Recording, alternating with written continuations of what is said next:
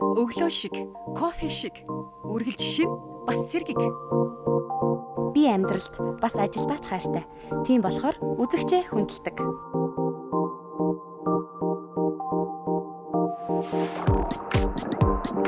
Өнцгөө олох нь чухал.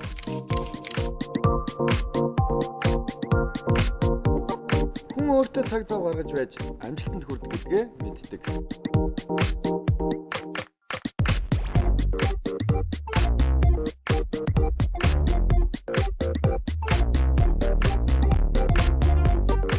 Дөрвөн орлого, Дөрвөн зорчиг. амьдрал өөрөө өрлөг.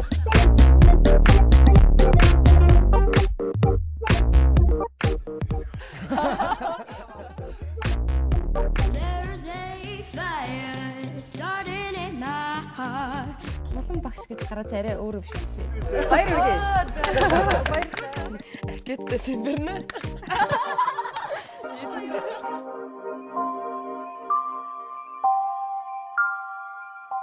Дөрвөн өрлөг ток шоу нэвтрүүлэг даваа гараг бүрийн 21 цаг 35 минутаас